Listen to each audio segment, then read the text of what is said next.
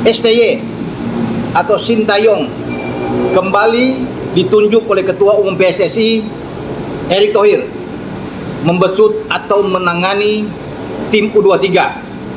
Luar biasa. Ini kabar yang saya pikir kejutan lagi. Kenapa kejutan? Karena sebelumnya tim U23 ini khusus di Piala AFF yang akan berlangsung pada bulan Agustus nanti.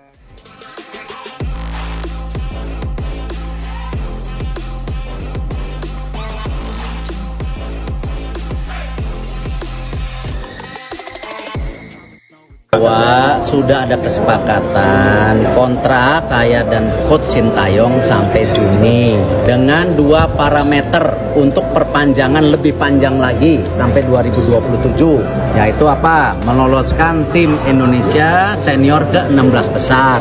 Kedua, meloloskan tim U23 kita ke 8 besar. Itu kesepakatannya. Piala AFF di depan mata. Ambisi Erick kembalikan Sintayong di kejuaraan AFF U23 itu segera terlaksana. Gelaran Piala AFF U23 yang akan bergulir pertengahan Juli tahun 2025 semakin mendekat. Di tengah euforia supporter dan persiapan intens tim nasional, satu nama kembali jadi sorotan, Sintayong. Pelatih asal Korea Selatan yang telah menjadi simbol kebangkitan sepak bola Indonesia ini kembali masuk dalam rencana besar Erick Thohir, Ketua Umum PSSI, untuk memimpin timnas Indonesia di turnamen prestisius kawasan Asia Tenggara tersebut. Di balik semangat dan antusiasme publik, tersimpan ambisi besar Erick Thohir yang tidak main-main, mengembalikan Sintayong ke bangku pelatih kepala untuk Piala AFF U23. Bukan tanpa alasan. Bagi Erick, Sin adalah kunci penting dari transformasi besar timnas Indonesia beberapa tahun terakhir. Sejak datang pada akhir 2019, Sintayong telah menunjukkan kapabilitasnya sebagai pelatih dengan visi jangka panjang. Ia bukan hanya membentuk tim dari segi teknik, tetapi juga mental dan disiplin. Di bawah arahannya, timnas Indonesia mampu bersaing lebih baik di level Asia Tenggara dan bahkan menunjukkan taringnya di level Asia. Beberapa pencapaian yang membuat Sintayong disegani antara lain: finalis Piala AFF 2020, lolos ke Piala Asia 2023, menembus putaran ketiga kualifikasi Piala Dunia 2026 zona Asia, mempromosikan banyak pemain muda yang kini jadi andalan, seperti Pratama Arhan, Marcelino Ferdinand, Rafael Struijk, hingga Ivar Jenner. Kini, dengan usia pemain muda yang sudah matang dan jam terbang internasional lebih tinggi, kehadiran Sintayong di Piala AFF U23 jadi harapan besar untuk meraih gelar pertama di ajang ini. Walaupun bukan sekelas Piala Asia atau kualifikasi Piala Dunia, Piala AFF U23 merupakan tolok ukur penting kekuatan usia muda di kawasan Asia Tenggara. Selain itu, gelar ini juga jadi pelipur lara setelah sebelumnya Indonesia selalu gagal menjadi juara di edisi sebelumnya. Bagi Erick Thohir, ajang ini bukan hanya tentang trofi semata. Ini adalah proyek pembuktian generasi, unjuk kekuatan generasi baru timnas yang kelak menjadi tulang punggung di Piala Asia dan kualifikasi Piala Dunia. Target kita tidak berubah, juara. Dan untuk itu, kami butuh pelatih terbaik yang sudah paham karakter anak-anak muda kita. Siapa lagi kalau bukan Sintayong? Beberapa bulan terakhir, muncul wacana bahwa Sintayong kemungkinan tidak akan menangani skuad U23 secara langsung karena fokus ke tim senior. Namun, situasi berubah cepat. Melihat pentingnya turnamen ini dan besarnya ekspektasi publik, Erick Thohir mengambil langkah diplomatis, membujuk Sintayong untuk kembali menahodai skuad muda Garuda.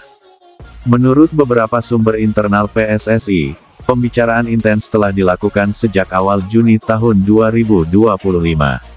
Bahkan, beberapa asisten pelatih dan tim teknis sudah mulai mengumpulkan data pemain-pemain U23 terbaik yang dipantau langsung oleh Sin. Pemain-pemain seperti Marcelino Ferdinand, Rafael Struijk, Arhan Fikri, Hoki Caraka, Witan Sulaiman, Justin Hubner, Ivar Jenner, akan menjadi tulang punggung skuad ini.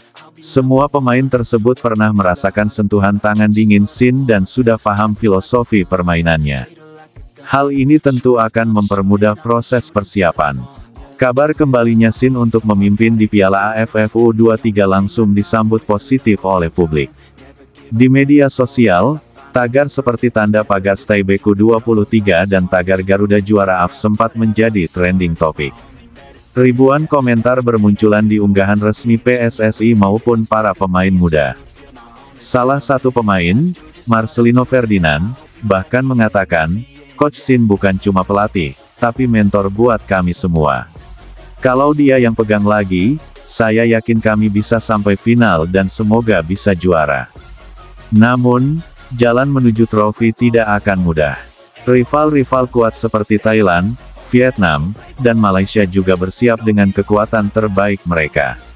Beberapa negara bahkan memanggil pemain muda yang bermain di Liga Eropa dan Jepang. Mereka sadar, generasi U23 hari ini adalah investasi untuk 5 tahun ke depan. Kondisi ini tentu membuat beban Shin Tae-yong dan timnas semakin berat. Namun, justru di sanalah mental juara. Timnas Indonesia U23 dijadwalkan mulai berkumpul pada tanggal 7 Juli tahun 2025. Pemusatan latihan TC akan dilakukan di Jakarta dan Yogyakarta. Beberapa uji coba internasional juga sudah dijadwalkan melawan negara tetangga seperti Myanmar dan Laos untuk menguji kesiapan taktik dan fisik pemain. Shin Tae-yong dikenal sangat detail dalam setiap TC. Latihan fisik keras di pagi hari, diikuti dengan simulasi pertandingan dan video analisis jadi rutinitas pemain. Jika semua berjalan lancar, Indonesia diyakini akan tampil sebagai tim paling siap di ajang ini. Erick Thohir juga menegaskan bahwa dukungan untuk timnas akan total, baik dari sisi finansial, logistik, maupun mental. Pemerintah lewat Kemenpora juga ikut terlibat dalam menyukseskan tim U23. Bahkan, rencana bonus besar sudah disiapkan jika Garuda Muda mampu membawa pulang gelar juara. Dengan Piala AFF U23 hanya tinggal hitungan hari, kembalinya Shin Tae-yong sebagai pelatih jadi sinyal kuat bahwa Indonesia tidak main-main di turnamen ini. Ambisi Erick Thohir bukan hanya sekadar lolos fase grup atau mencapai final, melainkan meraih gelar juara. PSSI paham bahwa untuk jadi negara besar di sepak bola, harus dimulai dari fondasi kuat di usia muda. Dan Shin Tae-yong, dengan segala rekam jejak dan dedikasinya, adalah sosok paling tepat untuk membangun fondasi itu.